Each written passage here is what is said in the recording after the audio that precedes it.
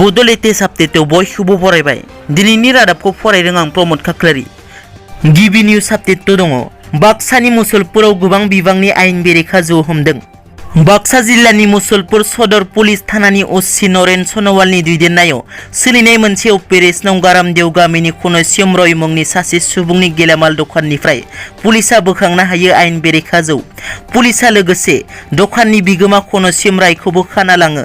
नाथाय मख'नो गोनांदि जेब्ला पुलिसा बेखौ सावस्रि आनजाद खालामनो लाङो अब्ला बिनि देहायाव कर'ना पजिटिभ मोननो हायो।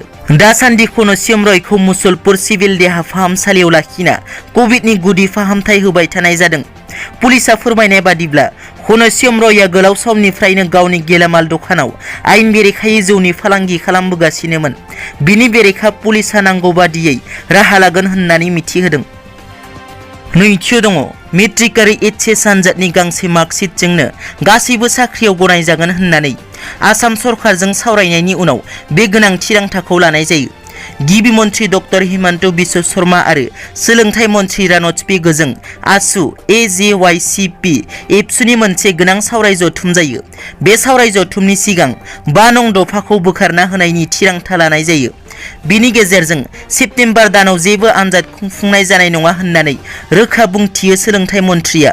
गांसे मार्कशीटजोंनो गासिबो साख्रियाव एप्लाइ खालामनो हागोन। खालि फोरोंगिरि थिसननायनि बेलायाव एसे आलादा जागोन होननानै सोलोंथाइ मन्थ्रि बिथाङा खौरांगिरिनि सिगाङाव फोरमायो।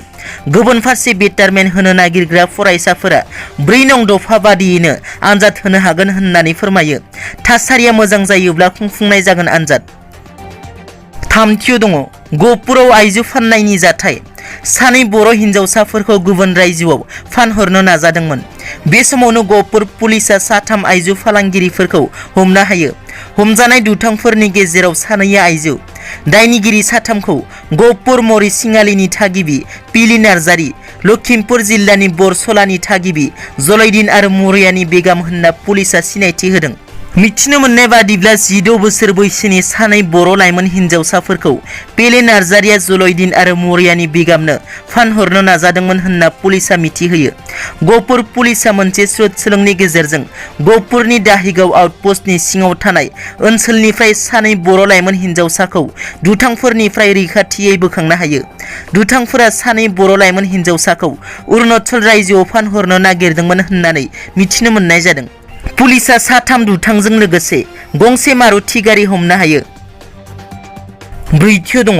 गुवाहाटीनि नुनमाटियाव सासे सुबुङा हासुग्रा थिलियाव गावखौनो फोजोबना लायो। गुवाहाटी नोगोरमायाव मोनसे गिख्रंथाव जाथाय। मैया नुनमाटि गुदि फरायसालिनि लांगोनायाव सासे सुबुङा गावखौनो फोथैना लानायनि जाथाया जायो। नुनमाटि गुदि फरायसालिनि हासुग्रा थिलियाव फरायसालि सामलाय आफादनि बारग' आफादगिरि थामहिनबा फालांगिरि 56 बोसोर बैसोनि परमानन्द तालुकदारा जिउ फोजोबना लायो।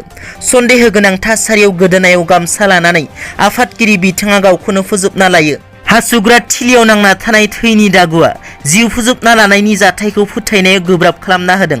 जाथाय जायगायाव पुलिसा सहैनानै पस्टमर्टमनि थाखाय GMCHआव दैथायहरो। जाथाया गावखौ फोजोबना लानायना बुथारनाय बेखौ पुलिसा दासिम रोखा बुंथिनो हायाखै। दिनैनि रादाबा एसेनोसै। नोंथांमोना जुदि आंनि चेनेलखौ दासिमबो साबस्क्राइब खालामाखै अन्नानै साबस्क्राइब खालाम। गोजोन्थों।